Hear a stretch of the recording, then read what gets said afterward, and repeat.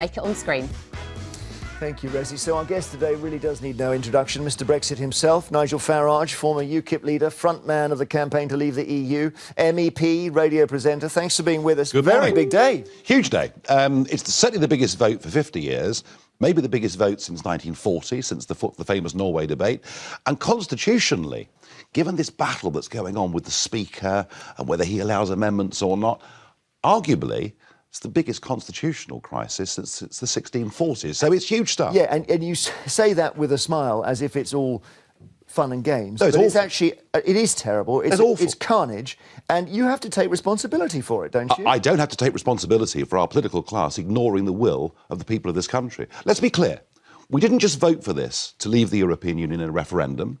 We backed it up in a general election where over 80% of people voted for parties that said we will honour the result of the referendum. Well, sort of, yeah. Well, that's what they said. They couldn't have been clearer. Well, they were manifesting. And then, do you know, 500 MPs voted for Article 50. And many regret it. 500 of them. Yeah. Well, hang on. They are our elected representatives. Sure. They took a decision, and now they're trying to wriggle out even of that. But I'm not, in a way, I'm going right back to the days before it all, Nigel. You powered this thing forwards, and here it's become a train wreck. It really has, hasn't it? That's because our political class cannot accept the idea that we become an independent country. They haven't got the vision, they haven't got the breadth, they haven't got the imagination. And clearly none of them are looking over the channel and seeing what's happening in France right now, what's happening in Italy right now. You know, the European Union is about to go through a massive wholesale change. Here's our chance to lead the way to a better Europe of sovereign countries working together. Right.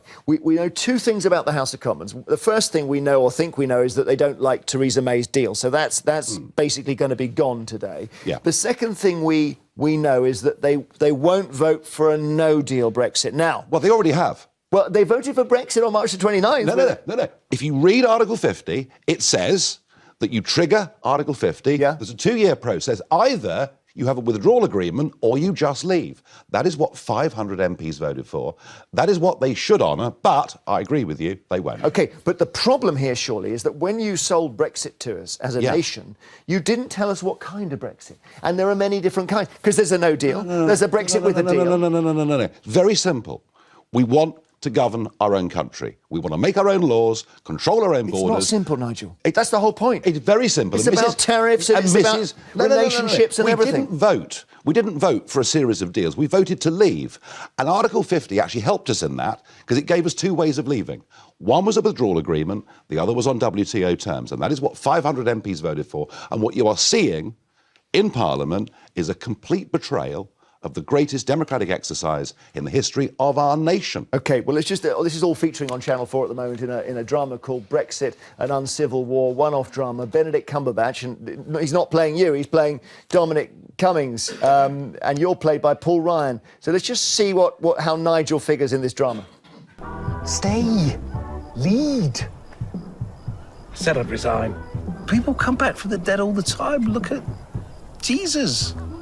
He only came back twice. It'll be my third. Now, look, this referendum, it's going to be a Tory-led Westminster operation with us lot being edged out. Me! And I've been my whole bloody life fighting for this, and I can't let that happen. And I won't. All right? All right. Let's go and crash. What? Let's make the right bloody mess.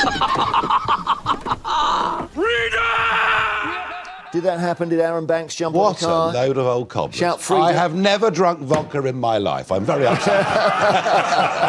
I mean, the very idea... I mean, isn't it funny, isn't it? It's classic, isn't it, of so much of the media establishment that anybody that's got a voice and a view that is outside the mainstream is portrayed somehow as being a drunken yobbo and a lout. I've got many faults, but I don't think I'm either of those things. Right. Did you say even Christ came back only twice? Of course not. It's just a lot Would you of consider... old Would you come cobblers. back as UKIP leader? Because you might find Brexit is cancelled at this rate. Well, there's a possibility of us being made to vote again, and I think that's what is increasing in chance. If you look at the history of the European project, whether it's Denmark or Ireland, when countries reject democratically integration and power to Brussels, they're always forced to vote again. So I'm beginning to think that's perhaps where we're headed. And you've said on this programme before that actually you'd be in favour of a second referendum. I'm not in favour of it, but if it happens, I will accept it and fight it, and we'll win again, and I suspect we'll win the next one by an even bigger margin. Will you run the big bus with the famous untruth on it? Well, I never did that in the first place, so it was untrue, wasn't it? You'll have to. No, it wasn't untrue. It was exaggerated. It was a gross figure, not a net figure, and it was a mistake. And I fought against it hard at the time. Right. Okay.